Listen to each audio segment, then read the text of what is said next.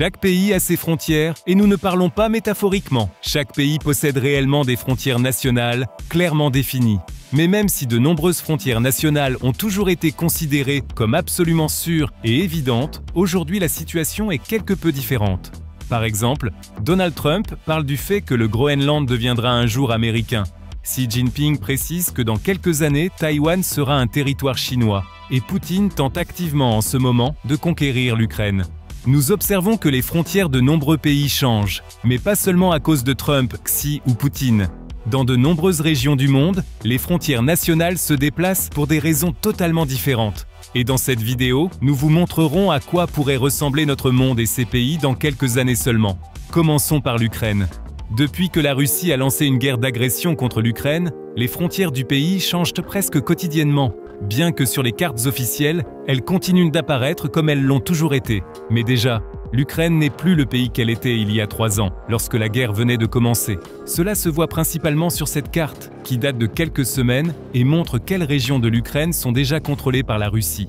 Toutes les zones marquées en rouge sont maintenant sous contrôle russe. Bien qu'il ne s'agisse pas de la majorité du territoire ukrainien, avec 18% de la superficie totale, la Russie contrôle déjà près d'un 1/5 de toute l'Ukraine. La Russie ne possède pas officiellement cette terre. Elle est certes occupée, mais aucun pays ne la reconnaît encore comme nouvelle frontière nationale officielle. Cependant, il semble que ce ne soit qu'une question de temps avant que les cartes officielles ne montrent cette frontière. Car la Russie contrôle désormais ces régions, et il devient de plus en plus improbable que le pays perde un jour ses territoires. Même le président américain Donald Trump a déclaré dans son plan de paix pour l'Ukraine que ces régions ne retourneraient même pas à l'Ukraine. Il semble donc vraiment que l'Ukraine pourrait un jour avoir de nouvelles frontières plus petites, même sur les cartes officielles. Passons maintenant à un pays que vous connaissez tous, l'Allemagne. Mais comment les frontières allemandes pourraient-elles réellement se déplacer ? En réalité, il existe un scénario pas du tout improbable sur la façon dont le territoire allemand pourrait changer dans les années à venir. Et ce scénario concerne la mer du Nord, plus précisément, une zone de 17 000 km² dans la mer du Nord appelée Doggerbank. Le Doggerbank est un gigantesque banc de sable qui, à certains endroits, se trouve à seulement 13 mètres sous la surface de la mer. Il se situe exactement à l'intersection des territoires de la Grande-Bretagne, des Pays-Bas et du Danemark. Actuellement, la zone est considérée comme des eaux internationales, mais des efforts sont déployés pour que les eaux au-dessus du Doggerbank deviennent territoire allemand. Car cette zone fait partie d'un système montagneux souterrain qui, selon de nombreux géologues, fait partie de la masse continentale allemande. Ainsi, le Doggerbank, il y a 10 000 ans, lorsque le niveau de la mer était plus bas, était directement connecté au continent allemand. Cela signifierait que l'Allemagne aurait une revendication légale sur cette zone maritime. En 2014, l'Allemagne a même soumis une demande à l'ONU demandant que le Doggerbank soit considéré à l'avenir comme faisant partie de la masse continentale allemande et donc comme territoire allemand. De cette façon, l'Allemagne s'assurerait les droits exclusifs de pêche et d'extraction minière dans la région, mais aussi pour la construction de parcs éoliens offshore. Aucune décision n'a encore été prise concernant cette demande, car des centaines de rapports d'experts sont d'abord nécessaires. Cependant, les experts estiment que l'ONU décidera dans les prochaines années si le Doggerbank appartient à l'Allemagne et donc si les frontières du territoire allemand changeront ou non. Nous arrivons ensuite au 4e pays le plus densément peuplé du monde, l'Indonésie. L'État, qui se compose de plus de 16 000 îles et abrite plus de 281 millions de personnes, est particulièrement affecté par une menace, la montée du niveau de la mer. Déjà en Indonésie, près de 24 km² de terre sont perdus chaque année à cause de la montée du niveau de la mer. La menace la plus extrême concerne Jakarta, la capitale de l'Indonésie. Jakarta est sur le point d'être inondée en permanence. Lors de fortes pluies, des inondations se produisent encore et encore depuis des années, affectant les 40 millions d'habitants de la région métropolitaine. Mais pourquoi Jakarta est-elle particulièrement menacée ? En plus de la montée du niveau de la mer, dans le cas de Jakarta, la ville s'enfonce également chaque année. Dans certaines parties de la ville, jusqu'à 25 cm par an. La raison en est que plus de 60% des habitants, et surtout les plus pauvres, puisent leur eau potable dans les eaux souterraines. Ainsi, le niveau des eaux souterraines diminue et finalement toute la ville s'enfonce. Le problème est si grave que le gouvernement indonésien a décidé il y a quelques années de déplacer la capitale du pays sur une autre île. À Bornéo, la ville de Nusantara est en construction depuis quelques années, qui selon le dernier président de l'Indonésie, deviendra la nouvelle capitale dans quelques années.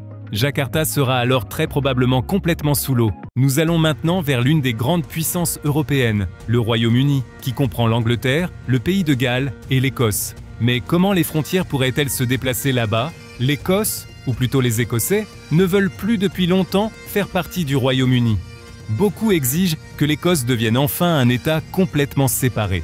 Et bien que cela puisse sembler être un fantasme lointain, ce n'est pas du tout improbable. Déjà en 2014, il y a même eu un référendum à ce sujet qui a échoué de peu.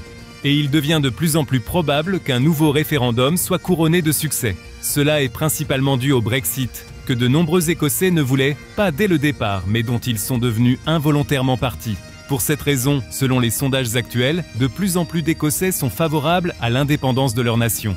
Mais cela pourrait prendre beaucoup de temps avant que cela ne se produise. Le gouvernement de Londres fait actuellement beaucoup pour empêcher l'Écosse d'organiser un nouveau référendum dans les prochaines années, car les Britanniques se rendent compte que leur royaume se réduirait alors probablement.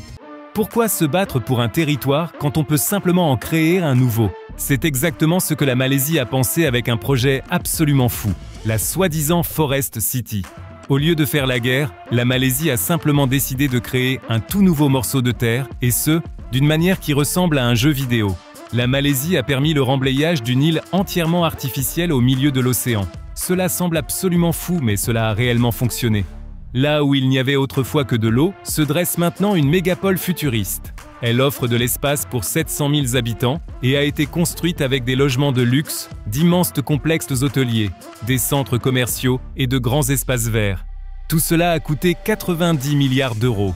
Un investissement énorme qui jusqu'à présent n'a pas vraiment porté ses fruits, car jusqu'à maintenant la ville n'est habitée que par peu de personnes.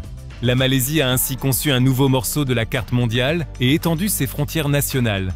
Nous continuons avec les États-Unis et deux projets inhabituels de Donald Trump que personne n'aurait considéré comme probables il y a quelques mois. Plus précisément, l'union du Canada et du Groenland avec les États-Unis. L'initiative de faire du Canada le 51e État des États-Unis semblait au début à beaucoup comme une mauvaise blague. Même le gouvernement canadien l'a d'abord considéré comme une plaisanterie, mais Donald Trump a ensuite clairement fait comprendre à plusieurs reprises qu'il était sérieux.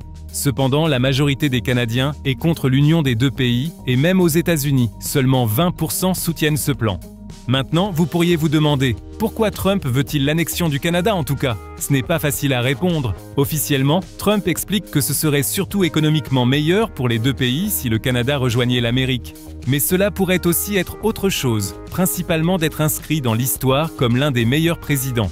Car si le Canada rejoignait les États-Unis seraient l'après le plus grand pays sur Terre et auraient également accès à des gisements gigantesques de pétrole et de gaz naturel qui augmenteraient davantage la richesse de l'Amérique. Pour exactement les mêmes raisons, Trump prévoit l'annexion du Groenland. Le Groenland offre, comme le Canada, d'énormes gisements de minéraux et possède également une masse terrestre gigantesque. Par-dessus tout, la position du Groenland est très précieuse pour Trump et les États-Unis. Si l'armée américaine avait le contrôle du Groenland, elle pourrait utiliser le pays comme avant-poste pour exécuter des attaques plus rapidement et mieux sécuriser l'Arctique d'un point de vue militaire. Écrivez-nous dans les commentaires ce que vous pensez de ces changements.